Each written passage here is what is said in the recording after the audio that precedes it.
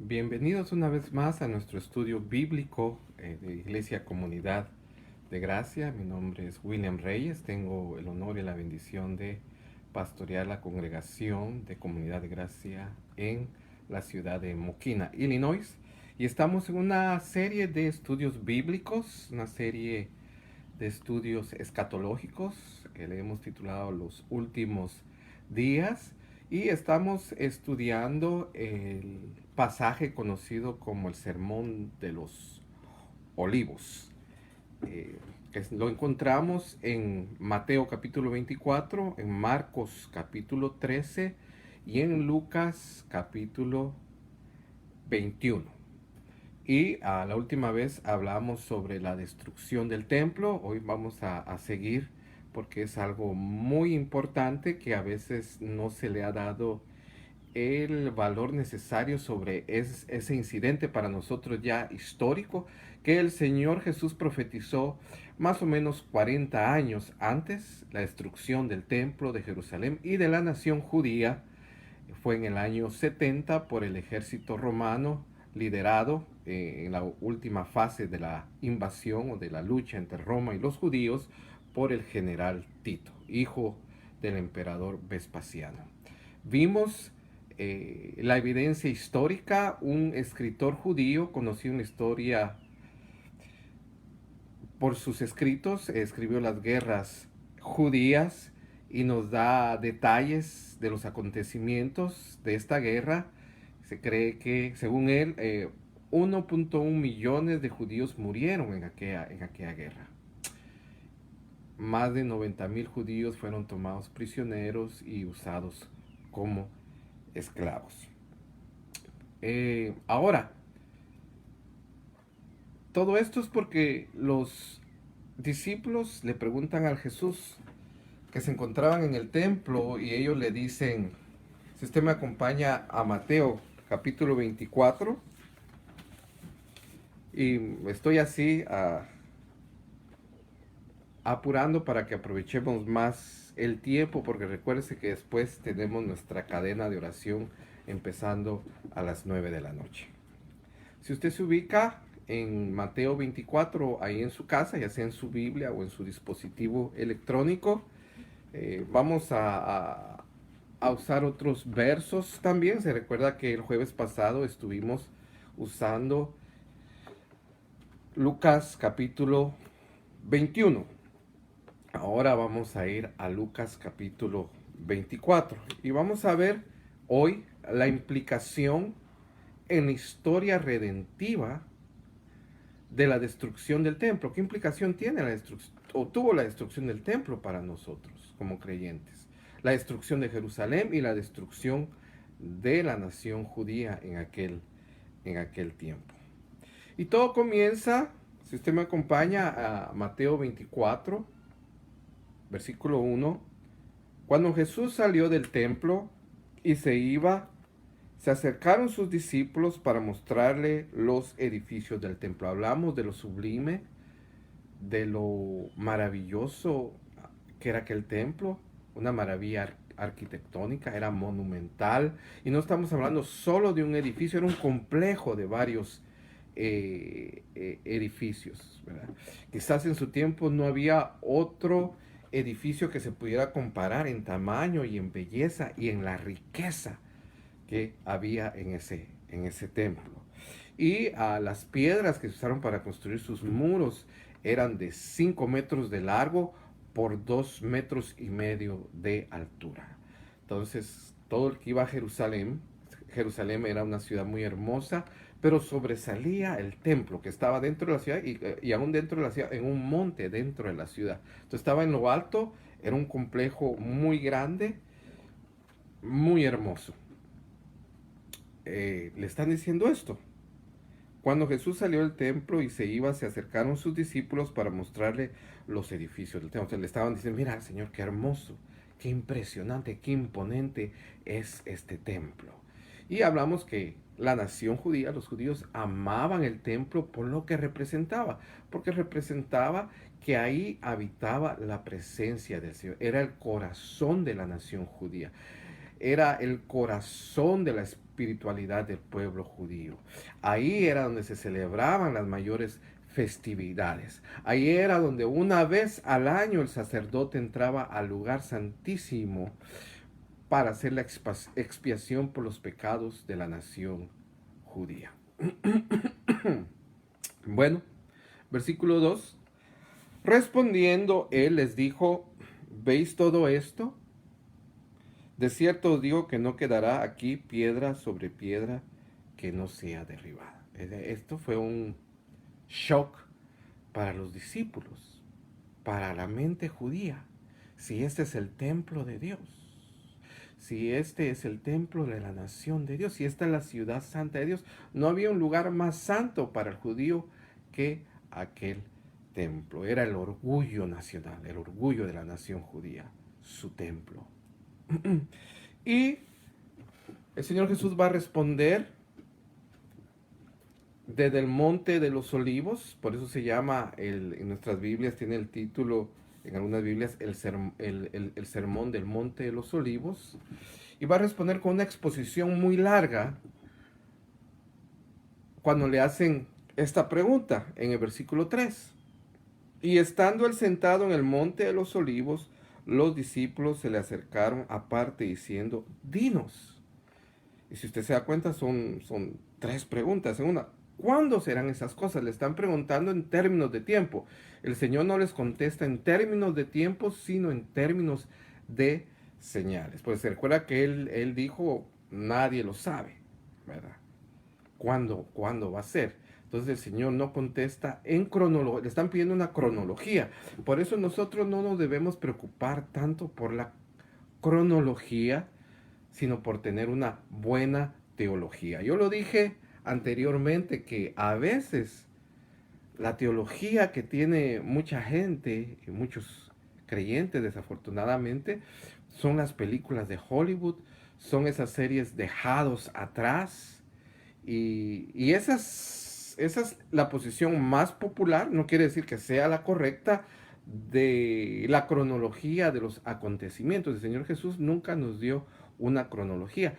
Y por eso es que este pasaje de la Escritura, capítulo 24 de Mateo, junto a sus pasajes paralelos con Lucas capítulo 21 y Marcos capítulo 13, son muy difíciles de interpretar. Y hay muchas interpretaciones, hay muchas posiciones teológicas, y por eso nosotros, cuando abordamos estos pasajes, tenemos que ser muy rigurosos y muy serios. Debemos evitar toda especulación. ¿Se recuerda que hablamos de esto? Debemos evitar detenernos o buscar los detalles que la palabra no nos da, porque cuando empezamos nosotros a buscar detalles y a asumir y a pensar y a imaginarnos, nos vamos a meter en un campo de la especulación que sí entretiene, pero no edifica. Entonces nos tenemos que limitar a lo que la palabra nos enseña y tenemos que ser humildes. No lo sabemos todo.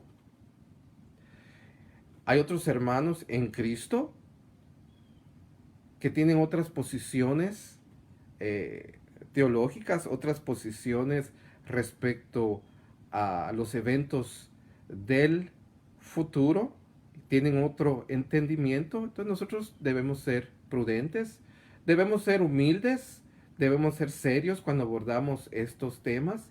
Nuevamente, debemos evitar la especulación, muy rigurosos en nuestra interpretación bíblica. La primera regla, y dicen los teólogos, una de las reglas más importantes es que la Biblia se interpreta con la misma Biblia. También les decía, no debemos ser dogmáticos. Esto es así. Esto es así de esta manera. Primero pasa esto, después esto. Y aquella gráfica que se hace cronológica de los eventos, porque estamos buscando saber cada detalle, cada pequeña cosa, cada pormenor. No, lo importante es que Cristo viene. Lo importante es que Cristo regresa. Él lo prometió. Él lo dijo y las escrituras lo declaran. Ese es el centro de nuestra teología y ese debe ser nuestro gozo, nuestra esperanza, nuestra predicación, nuestro anuncio que Cristo viene y debemos vivir vidas que reflejen esa esperanza. El apóstol Juan en su primera carta nos dice que los que aman su venida se guardan a sí mismos. ¿De qué nos sirve saber detalles?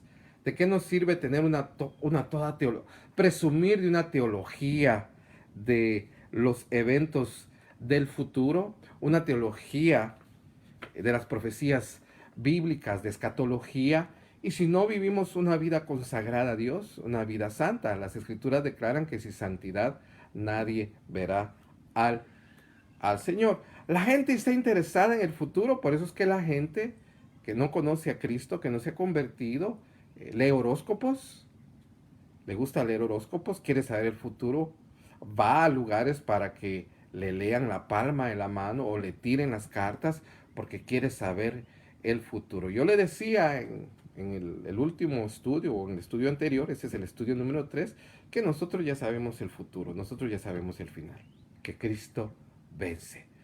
Y la victoria de Cristo es nuestra victoria. Nosotros sabemos cuál es nuestro futuro, la resurrección, la gloria eterna, el estar con Cristo por la eternidad. Ese es el futuro del creyente. Ese es el futuro de aquel que ha puesto su confianza en Cristo Jesús.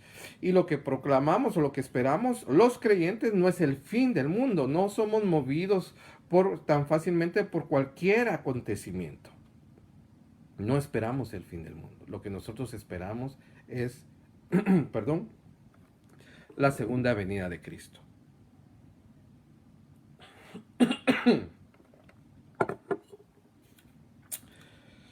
Bueno, decía que evitar especulaciones, no hay que ser dogmáticos, lo único que debemos ser dogmáticos respecto a los temas del futuro es que Cristo viene, su segunda venida, que es súbita, que es eminente, que es pública. Las escrituras nos enseñan eso, es muy clara al respecto. No debemos preocuparnos por los detalles y debemos ser humildes nuevamente, muy humildes en estos temas. Y entonces, con esos principios, con esas advertencias que estamos abordando nosotros, esta serie de estudios bíblicos respecto a los últimos días. Y especialmente entre Lucas capítulo 21, Marcos capítulo 13 y Mateo 24, el que es más difícil de interpretar es Mateo 24, que es una exposición más larga. Mateo recoge una exposición más larga. Prácticamente el Señor Jesús habla de la destrucción del templo y de su segunda venida. Y él habla de su segunda venida como la venida del Hijo del Hombre. Él se llamaba a sí mismo el Hijo del Hombre. Y Mateo nos da la exposición más extensa que los otros dos evangelios, Lucas y Marcos. Pero Mateo agrega algunos dichos que Marcos no tiene o que Lucas no tiene y que hace que sea más difícil de interpretar Lucas capítulo 24. Por ejemplo, Mateo 24, 14. Dice así: y será predicado este evangelio del reino en todo el mundo, para testimonio a todas las naciones, y entonces vendrá el fin. ¿Por qué es difícil de interpretar? Porque hay muchas posiciones o interpretaciones respecto a este verso. Bueno, en primer lugar, los antiguos no entendían a quien el Señor Jesús le está respondiendo inmediatamente a sus discípulos, no entendían igual lo que es mundo, a como lo conocemos nosotros. Cuando nosotros oímos la palabra mundo, luego pensamos en Europa, Asia, África, América, ¿verdad? En todo el mundo, en todo el globo terrestre. Los discípulos de Jesús no pensaban de esa forma, y lo vamos a ver luego. Para ellos el mundo era su mundo que conocían, ¿verdad? No era el globo terrestre. Y luego dice, y entonces vendrá el fin, pero el fin ¿De qué? ¿Del sistema de cosas o de la era judía? Luego Mateo 24, siempre estamos en Mateo 34 y 35. De cierto os digo que no pasará esta generación hasta que todo esto acontezca. El cielo y la tierra pasarán, pero mis palabras no pasarán. Este es uno de los versos más difíciles de interpretar en Mateo 24. ¿A qué se refiere el Señor Jesús con generación? Los judíos entendían, sus oyentes inmediatos entendían una generación por 40 años. Pero nos está hablando Él de la destrucción del templo, nos está hablando de una tribulación, de una persecución, y nos está hablando de su segunda venida. Y está diciendo que esta generación no pasará hasta que todo esto acontezca. Entonces otros han dicho, oh, se refiere a no a aquella generación inmediata de Jesús, y dan otras interpretaciones, ¿verdad? Entonces, ¿cuál es esa generación? ¿Verdad? Pero vamos a lo que nos interesa esta noche. ¿Cuáles son las implicaciones para nosotros, para la historia redentiva, la destrucción del templo de Jerusalén y de la nación judía? ¿Por qué el Señor se tomó el tiempo para exponer tan largamente sobre este acontecimiento histórico? Y vemos que el lenguaje que se usa, el contexto histórico, debió ser la destrucción que sucedió en el templo del año 70, de la primera parte tanto de Mateo 24, Lucas 21 y Marcos 13.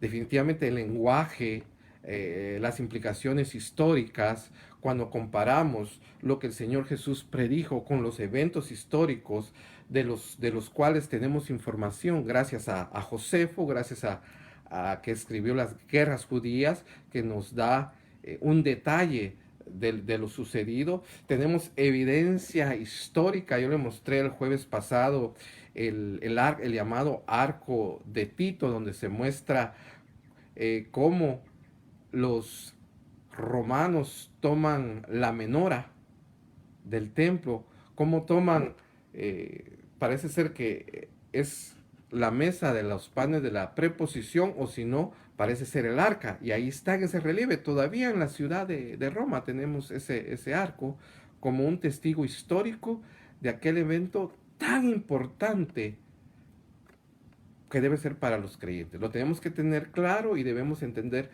cuáles son sus implicaciones. También tenemos una serie de monedas que los romanos hicieron para conmemorar, ya sea que las naciones a veces hacen monedas para conmemorar eventos muy importantes en su historia.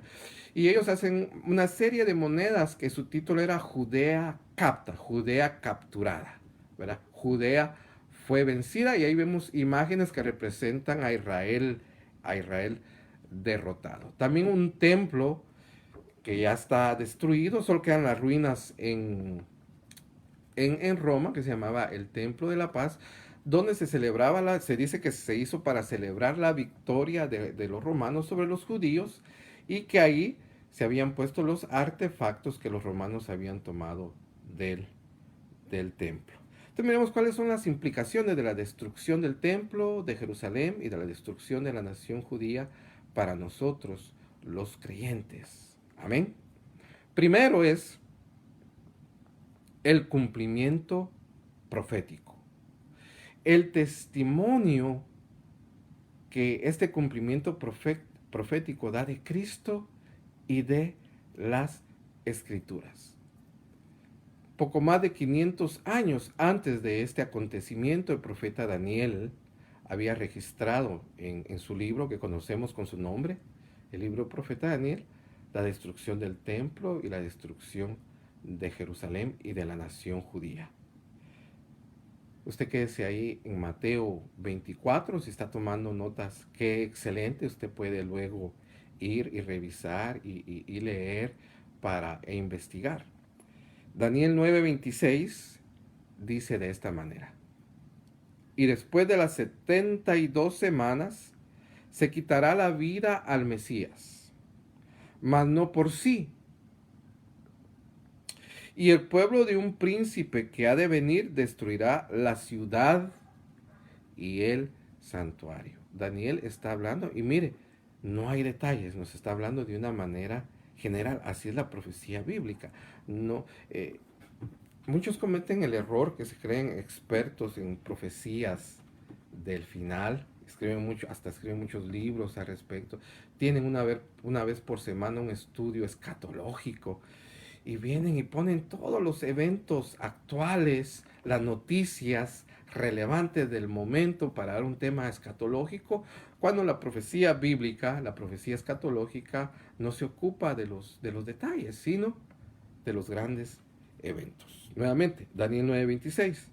Y después de las 72 semanas, se le conoce como las 70 semanas de Daniel y nos está hablando de las primeras 62 semanas. Son semanas de años, ¿verdad?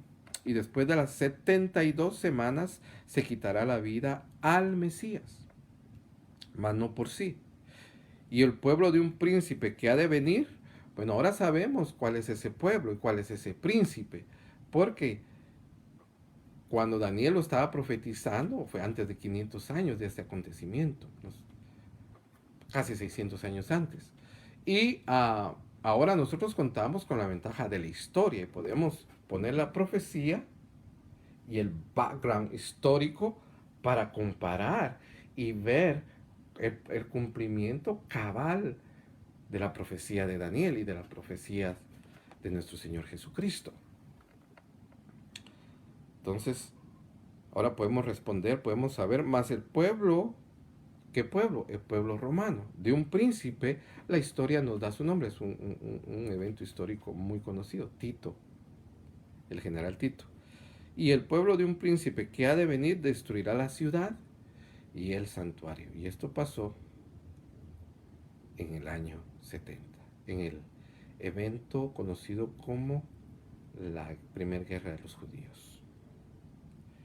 Y su fin será con inundación y hasta el fin de la guerra durarán las devastaciones. La nación judía fue devastada, fue destruida como nación, vino a ser nuevamente una nación soberana, una nación judía, se conoció hasta 1948, cuando se declaró la independencia del Estado que se conoció como el Estado de Israel.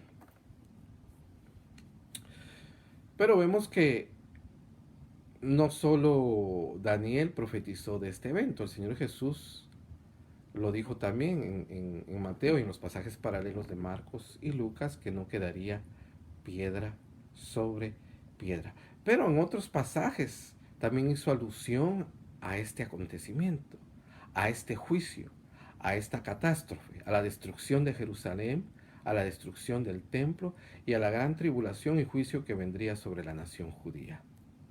Lucas 19, verso 41 al 44, lee así.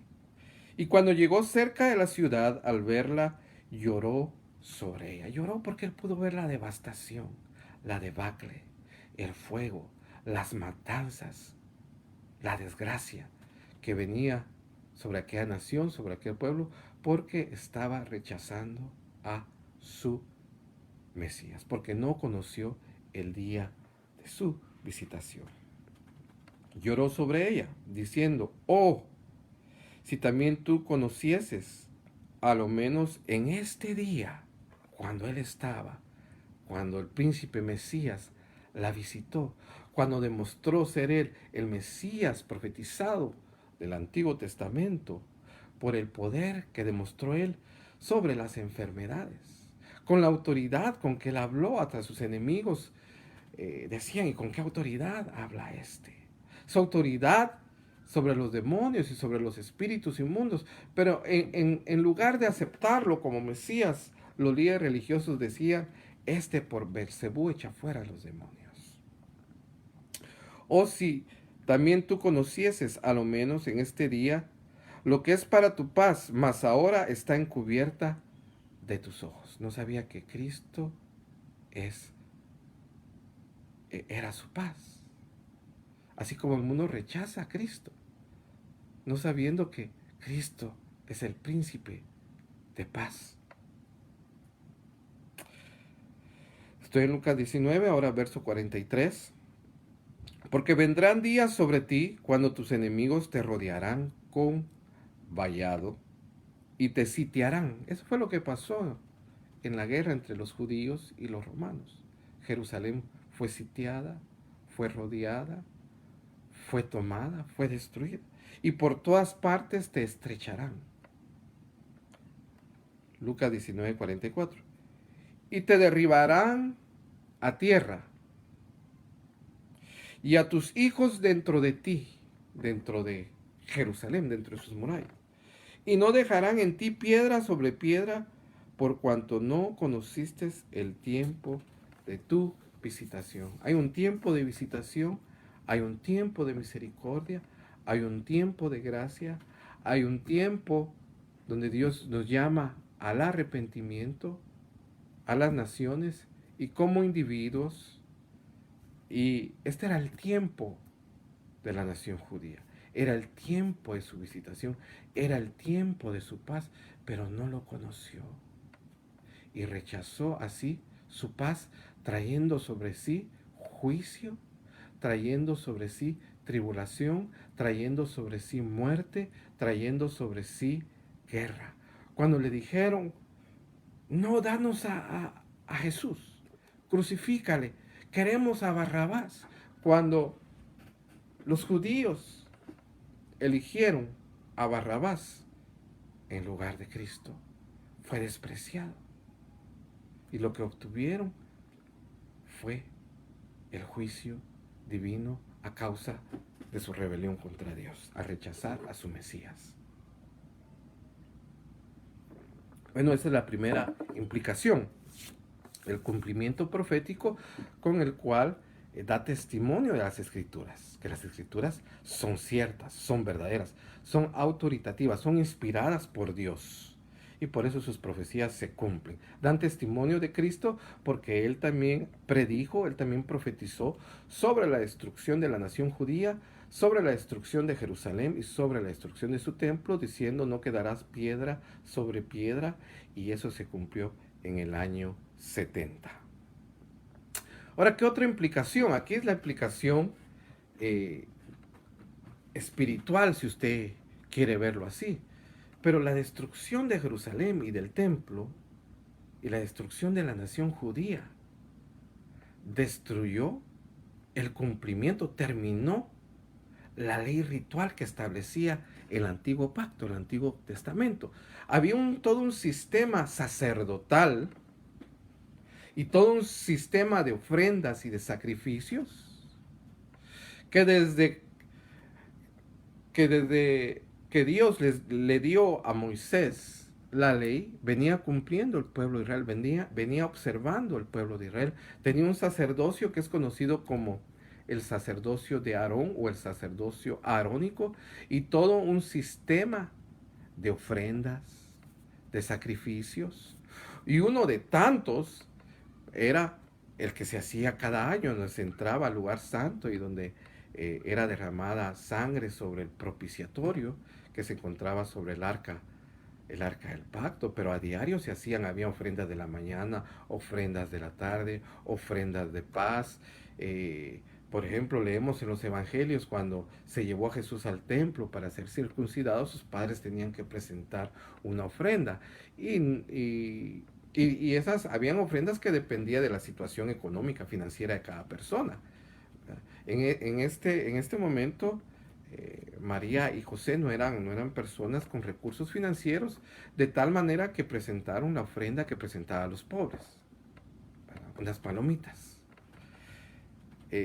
Y todo esto, y todo el sacerdocio, todo este sistema ritual, era imposible de llevarlo a cabo sin templo, sin ciudad, porque tenía que ser en Jerusalén, ahí tenía que estar el templo, y sin nación. Dios destruyó por completo este sistema ritual de la ley. Ahora, la ley de Moisés tenía tres aspectos, y a veces esto no se entiende no se entiende bien. Estaba el aspecto de la ley civil, que era la ley de la tierra, así como nosotros, cada país tiene una ley, una constitución, cada estado tiene una ley que todos debemos cumplir de acuerdo a a dónde vivamos, ¿verdad? Parte de la ley mosaica era una ley civil para Israel como nación. Otra parte de la ley era la ley ritual, que incluía el sistema sacerdotal y el sistema de ofrendas. Y la otra parte de la ley es la ley moral de Dios. Y la ley, déjeme hablarle un poquito de la ley moral de Dios muy rápidamente para que estemos claros. La ley moral de Dios, por ejemplo, son los 10 mandamientos. Honra a tu padre y a tu madre. No mentirás. No asesinarás. No dirás falso testimonio. Esa es la ley moral de Dios. Miremos solo, no robarás. Esa ley es universal. No importa a donde usted vaya, en qué país, qué sistema político tengan, qué sistema económico tiene, usted va a ver que es universal en cuanto a tiempo y en cuanto a lugar. En todos lados es malo robar, nunca se va a ver bien. Mentir. En todos lados se va a ver la mentira como algo malo. Esa es la ley moral de Dios, que la tuvo que observar, por ejemplo, un Abraham, aún antes de que se diera la ley, que la tuvieron que observar desde Adán, y la tenemos que seguir observando nosotros ahora, los cristianos también. Pablo escribe sobre honrar padre y madre, que es el primer mandamiento con promesa. El Señor Jesús también nos enseñó a que guardemos la ley moral, y ese es el estándar de Dios, pero como es imposible guardar toda la ley moral de Dios para nosotros, porque la vamos a quebrantar, la vamos a estar quebrantando, Jesucristo sí cumplió, sí observó toda la ley ritual, civil y moral, y Él cumplió toda la ley en nuestro lugar. Por eso Él es justo, Él tuvo una vida perfecta, y en la cruz del Calvario el creyente no solo tiene perdón de pecados, sino esa vida santa que el Señor Jesús nunca quebrantó un mandamiento, nunca quebrantó la ley moral de Dios, nos es abonada a nuestra cuenta. Ahora, quería hacer esta aclaración porque con la destrucción del templo queda abolida totalmente la ley de ritos, el sistema de ofrendas, y es exterminado el sistema sacerdotal. ¿Por qué? Porque todo esto era una sombra y era una figura de la realidad. Y la realidad es Cristo. Cuando el escritor del libro de Hebreos escribe esa carta, la está escribiendo a un grupo de judíos que están convencidos de Cristo y del Evangelio, pero no están convertidos, porque todavía tienen su confianza en los rituales de la ley. Entonces ellos querían tener a Cristo, pero todavía conservar los rituales de la ley. O sea, Cristo no les era suficiente. Y aún hay un movimiento moderno que quiere hacer rituales judíos, que quiere decir muchas cosas supuestamente en hebreo, cuando todo eso fue abolido. Todo eso es quererle agregar algo a Cristo. Y el Evangelio es Cristo más nada.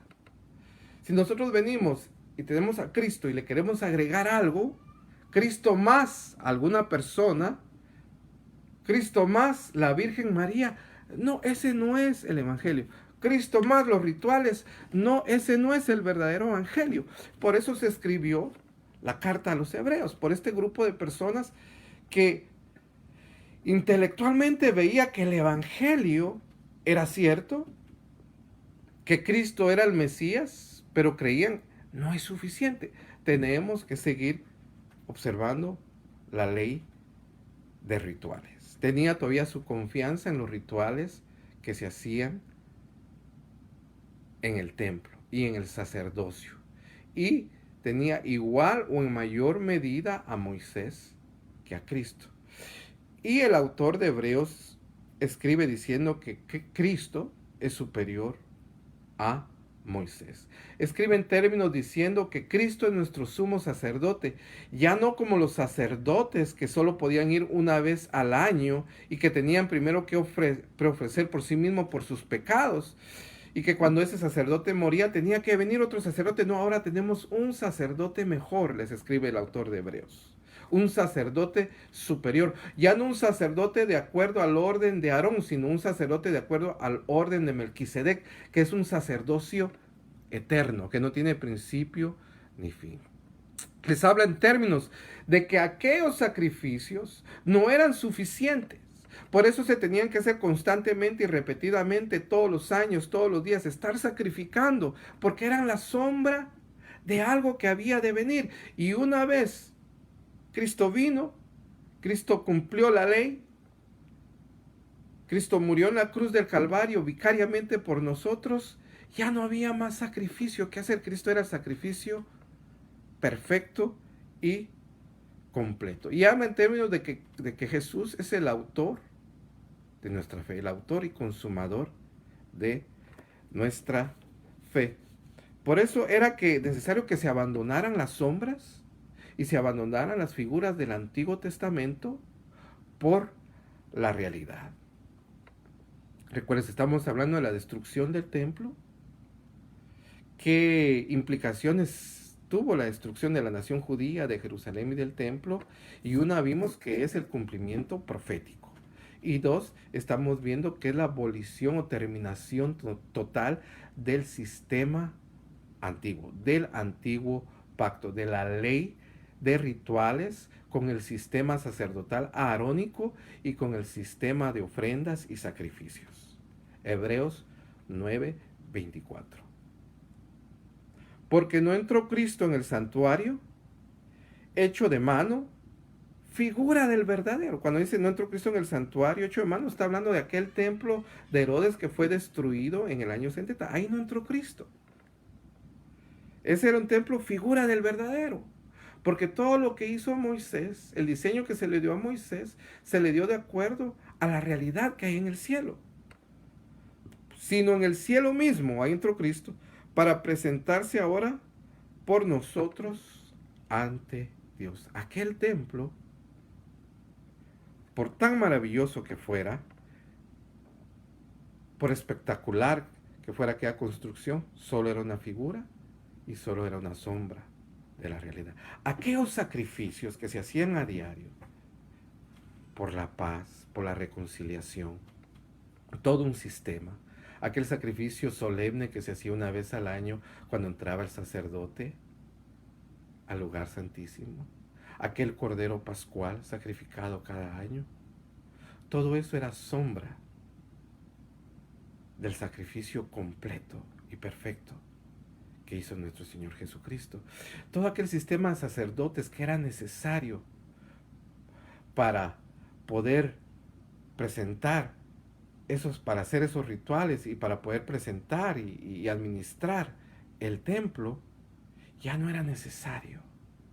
Porque Pedro dice que ahora somos un pueblo de sacerdotes. Ahora todo el creyente es un sacerdote que se puede acercar a Dios sabiendo que ya el sumo sacerdote se presentó, pero no en el santuario hecho de manos, que era una figura, sino en el santuario del cielo se presentó delante de Dios como intercesor, como un representante por nosotros. Por eso el sacrificio de Cristo es superior a todos esos sacrificios de toros y machos cabríos.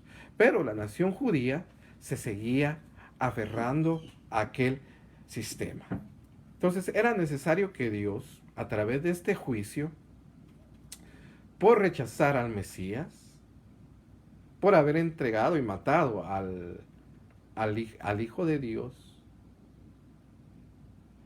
y era una ofensa que siguieran haciendo esos sacrificios y que siguiera ese sistema sacerdote cuando solo era la sombra de algo que ya se había cumplido. Entonces Dios en este juicio destruye todo aquello y acaba con aquel sistema de rituales y acaba con aquel sistema sacerdotal. Entonces, regresemos a Mateo 24:14. Decía, uno de los versos de más difícil interpretación, entre otros, de Mateo 24. Si me acompaña ahí, que yo lo invité que estuviera conmigo en Mateo 24, ahora verso 14, y será predicado este evangelio del reino en todo el mundo, para testimonio a todas las naciones. Y entonces vendrá el fin. Cuando lo leemos así fuera de contexto, nosotros vamos a entender rápidamente en nuestra mente, cuando leemos todo el mundo, al globo terráqueo. Cuando yo estudiaba, eran los continentes, creo que ahora hay más, ¿verdad? Pero cuando yo estudiaba, era América, Europa, Asia, África y Oceanía. Eran 5 continentes, ¿verdad? El globo terráqueo. Pero los discípulos que están oyendo la respuesta del Señor Jesús no entendían así el mundo. Y lo otro que dijimos, y entonces vendrá el fin. ¿Cuál fin? ¿El fin de qué? Miremos lo primero, el mundo. La concordancia Strong, que se usa mucho para ver el significado, tanto de palabras griegas como hebreas.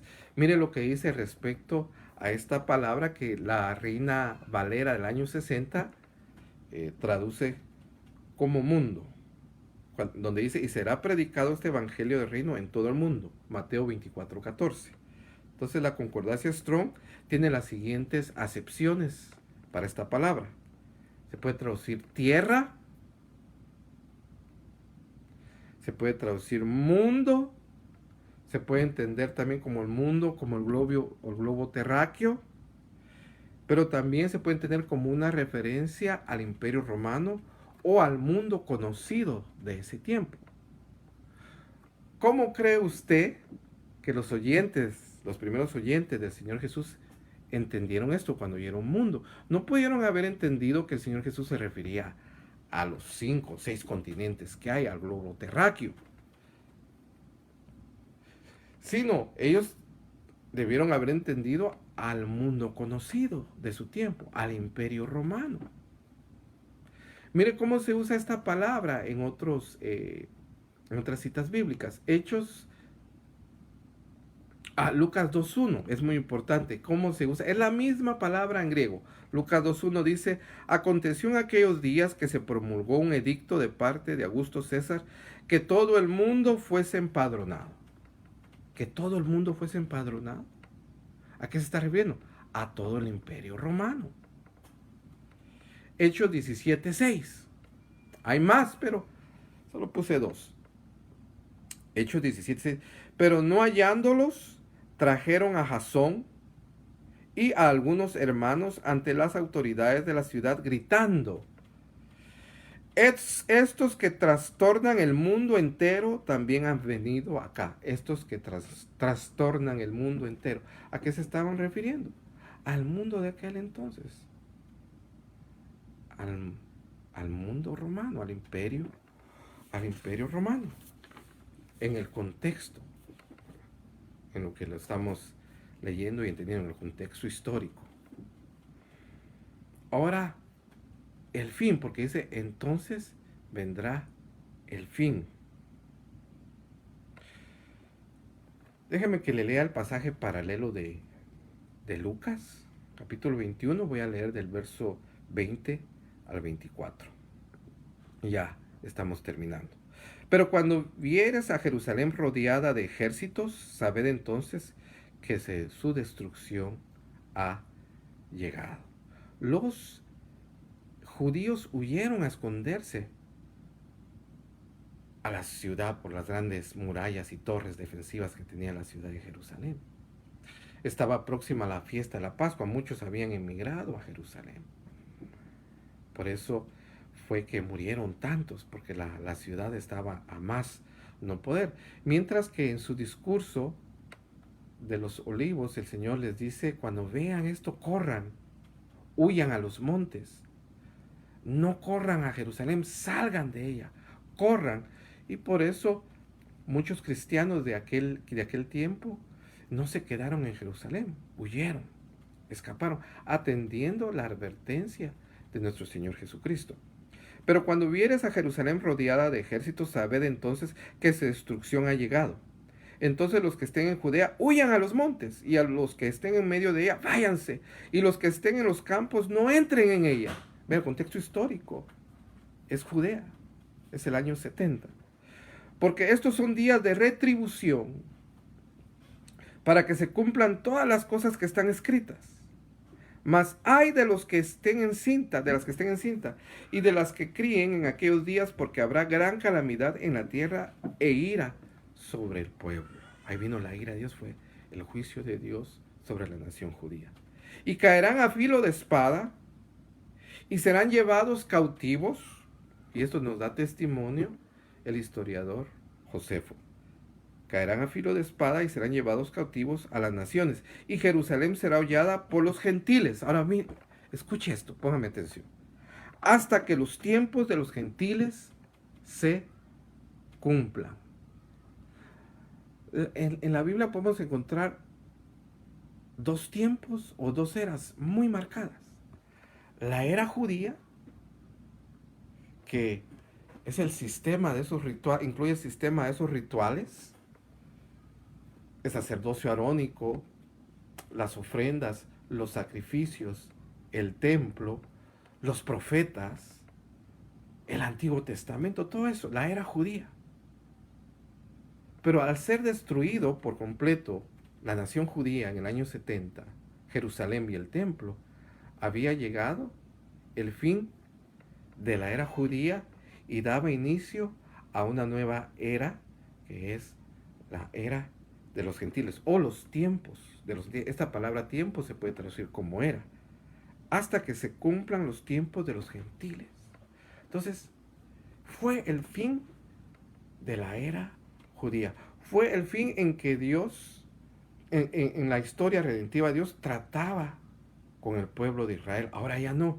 Ahora Él trata por medio de la iglesia tanto a judíos como a no judíos, tanto a judíos como a gentiles. Rápidamente, Primera de Tesalonicenses 2, 14 al 16. Porque vosotros, hermanos, Pablo escribiéndoles a los de Tesalónica, venisteis a ser imitadores de las iglesias de Dios en Cristo Jesús, que están en Judea, pues habéis padecido de los de vuestra propia nación, de los griegos contra los griegos, las mismas cosas que ellas, las iglesias que estaban en Judea, padecieron de los judíos. Recuérdese que Pablo, el judío Pablo, fue perseguidor de la iglesia. Los primeros que persiguieron a la iglesia fueron los mismos judíos.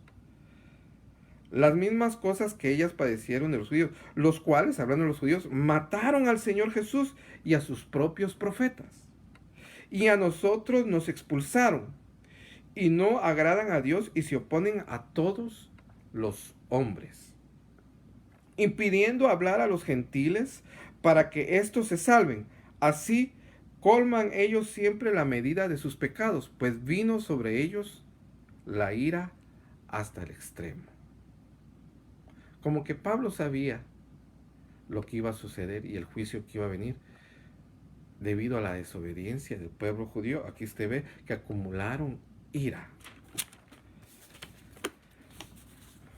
Terminamos. Romanos 11, 11 en adelante.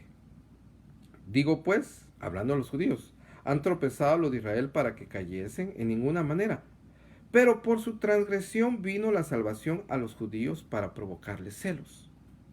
Y si su transgresión es la riqueza del mundo, o sea, terminó la era judía, terminó los rituales, el sacerdocio arónico, y dio entrada a los gentiles con un nuevo sacerdocio, con un sacrificio perfecto que lo hizo Cristo Jesús, la era de la iglesia. Y si su transgresión es la riqueza del mundo, ¿qué es la riqueza del mundo? Que la salvación es para todos, sean judíos, sean griegos. Y su defección, o sea, que dejaron a Dios, es la riqueza de los gentiles. ¿Cuánto más no su plena restauración? Vendrá un día cuando la nación de Israel será restaurada. Pero por su transgresión, por su rebelión, han sido tratados. Ese sistema fue eliminado por Dios en un juicio en el año 70 por completo, pues eso era la sombra de la realidad que es Cristo Jesús. Porque a vosotros hablo, gentiles. Gentiles es usted y yo que no somos judíos. Por cuanto yo soy apóstol a los gentiles, honro mi ministerio, el apóstol Pablo hablando. Por si en alguna manera pueda provocar a celos a los de mi sangre y hacer salvos a algunos de ellos. Ahora, la mayoría de la iglesia, la mayoría de creyentes son no judíos, pero hay una porción pequeña de judíos creyentes. Porque si la exclusión es la reconciliación, o sea, fue excluido, terminó esa era para comenzar una nueva era. Porque si la exclusión es la reconciliación del mundo, ¿qué será su admisión? O sea, nuevamente, un momento van a ser restaurados y van a ser admitidos otra vez y tratados como nación. Sino vida entre los muertos. Si las primicias son santas, también lo es la masa restante. Y si la raíz es santa, también lo son las ramas. Pues si algunas de las ramas fueron desgajadas, hablando de la rama original de Israel, que fue desgajada por juicio, y tú siendo olivo silvestre, hablando de los gentiles, para nosotros no eran las promesas. El Mesías era para los judíos, la salvación viene de los judíos, pero rechazaron, termina en un juicio la era de los judíos y comienza la era gentil, la era de la iglesia. Pero si alguna de las ramas fueron desgajadas y tú siendo olivo silvestre, nosotros, los no judíos, has sido injertado en lugar de ellas y ha sido hecho partícipe de la raíz y de la rica savia del olivo, o sea, de las promesas de Dios, de la relación con Dios, del pacto con Dios. No te jactes contra las ramas, o sea, no nos vamos a jactar contra Israel. Y si te jactas, sabe que no sustentas tú a la raíz, sino la raíz a ti. O nuevamente, la salvación viene de los judíos. El Señor Jesús fue judío. Pues las ramas, dirás, fueron desgajadas para que yo fuese injertado. Bien, por su incredulidad fueron desgajadas. En el año 70 fueron desgajadas. Fue desgajado el pueblo de Israel. Pero tú por la fe estás en pie. No te ensoberbezcas, sino teme. Que aquel juicio que vino sobre la nación judía en el año 70 sea causa de temor reverencial. Si Dios trató así a su pueblo, con el cual tuvo tanta paciencia, al cual le dio la ley, los profetas, las promesas, los patriarcas y toda esa riqueza espiritual, y aún así le vino un juicio tan duro y tan severo, que es la rama original, ¿cuánto más a las ramas silvestres que somos nosotros? Pues las ramas, dirás, fueron desgajadas para que yo fuese injertado. Bien, por su incredulidad fueron desgajadas, pero tú por la fe estás en pie. No te ensoberbezcas, sino teme. Porque si Dios no perdonó a las ramas naturales, a ti tampoco te perdonará. Lo que pasó al pueblo de Israel es una lección para nosotros los creyentes. Es una lección para aquellos que también que rechazan a Cristo. Que al rechazar a Cristo están rechazando la paz y están trayendo juicio a su vida. Es una lección contra aquellos que van a la iglesia pero no se han convertido completamente a Cristo. Es una lección para los que pretendiendo ser cristianos no vivimos una vida consagrada a Dios y no tenemos verdaderamente una relación con Dios a través de Cristo Jesús. Cristo es nuestro sumo sacerdote. Cristo es la ofrenda de paz, nuestro perdón de pecados. Cristo es el representante de un nuevo pacto.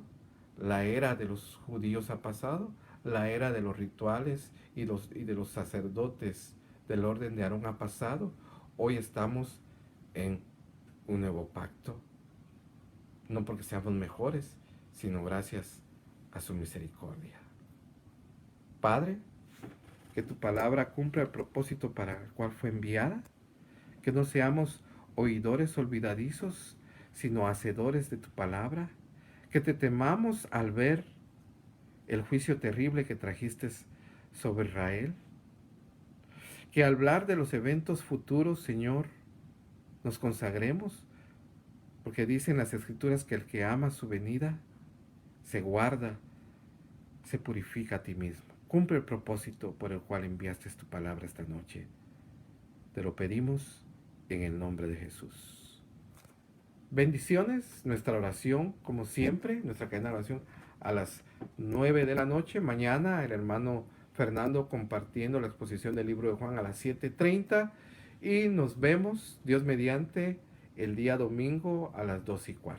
Dios le guarde y Dios le bendiga.